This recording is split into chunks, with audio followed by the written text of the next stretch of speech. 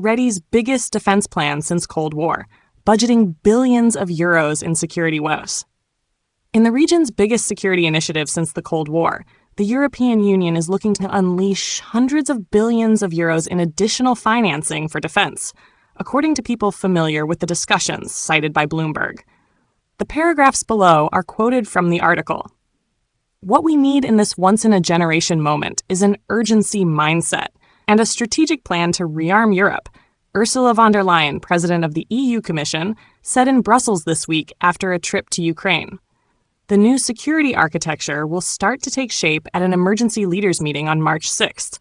A new defense industrial strategy is then due to be unveiled on March 19th by Defense Commissioner Andrius Kubilius and top diplomat Kaja Kallas. Until then, talks are frantically taking place to expand the bloc's resources. Von der Leyen's defense plan will be composed of 3 elements. All are complex, and it's unclear the extent to which they get implemented, the people said. The first initiative is designed to allow for more spending by member states by loosening fiscal rules. According to some officials, this could help mobilize at least 160 billion euros. The talks focus on excluding defense spending from deficit calculations and could amount to between 1% and 2% of national GDP over 2 to 4 years, according to the people. Details need to be ironed out, including what qualifies as defense spending, how long this escape clause would last, and whether meeting the NATO's 2% target would be a factor. The second part consists of enabling spending at the EU level with a new joint instrument. This money would mainly be used to invest in common projects in fields such as air defense, long-range strike capabilities, missiles, drones, and military-grade artificial intelligence.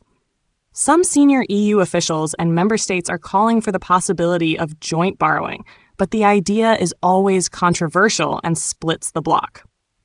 The third piece consists of loosening investment constraints on the European Investment Bank. Currently, it's only allowed to invest in dual-use goods.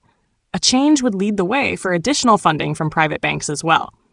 Aside from these 3 components, von der Leyen has floated the idea in closed-door discussions of possibly repurposing unspent EU funds, including money raised for recovery from the COVID pandemic, the people said. On a visit to Kyiv on Monday, von der Leyen said she will present a comprehensive plan on how to scale up our European arms production and defense capabilities at the upcoming EU Emergency Summit. Ukraine will also benefit, she added.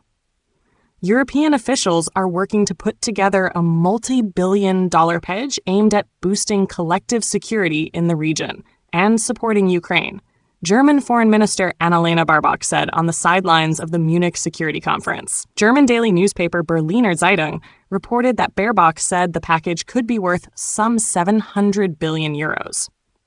Russia insists that Ukraine surrender large cities in 4 regions that Russian forces have no prospect of seizing, ISW says.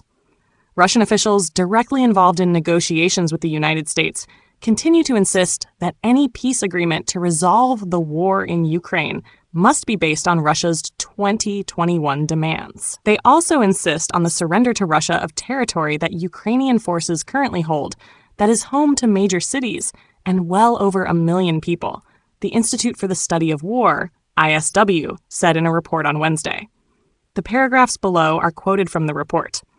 Russian Foreign Minister Sergei Lavrov, who recently led the Russian delegation at the February 18th U.S.-Russian negotiations in Riyadh, Saudi Arabia, claimed on February 26th that negotiations that result in freezing the current front lines in Ukraine are impossible because the Russian constitution stipulates that Russia's borders include all of Ukraine's Donetsk, Luhansk, Kherson, and Zaporizhia oblasts. Russia currently does not occupy large parts of Donetsk, Kherson, and Zaporizhia oblasts, and a small part of western Luhansk oblast.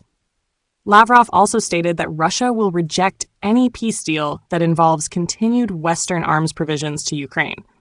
Lavrov is repackaging the maximalist demands Russia has long made of Ukraine using a pseudo-legal facade, despite the illegitimacy of Russian annexations of Ukrainian territory under international law. Lavrov likely attempted to justify Russia's long-standing demands by framing the Russian constitution as illegal and hence necessary, element in future negotiations with the United States.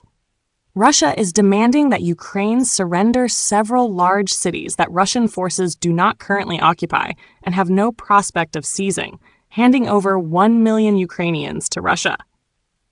Russia's occupation of the remainder of the 4 Ukrainian oblasts would include large cities such as Kherson City, pre-war population of about 275,000, Kramatorsk, 147,000 people, and Zaporizhzhia City, 706,000 people, all of which remain under Ukrainian control. The Russian occupation of such large population centers would significantly escalate the humanitarian catastrophe in Ukraine.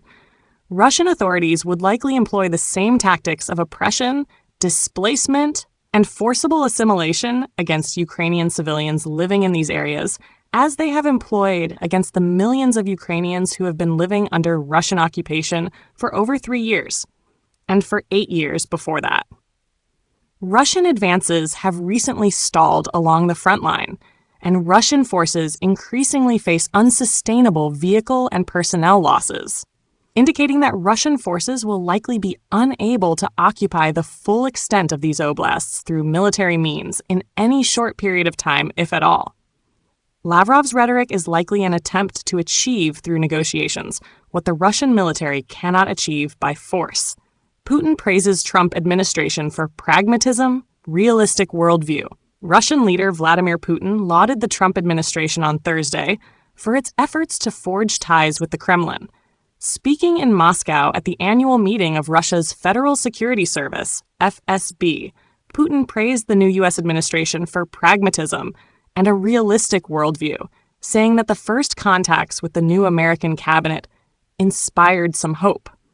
It is important that our current partners demonstrate pragmatism and a realistic worldview, and discard many stereotypes, so-called rules and messianic ideological cliches of their predecessors that have caused a crisis in the entire system of international relations, Putin said in televised comments.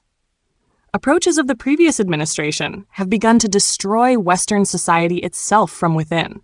This is evidenced by the problems in the economies of many Western countries and in their domestic politics. We see all of that. It is most vividly expressed through domestic developments in these countries, he added.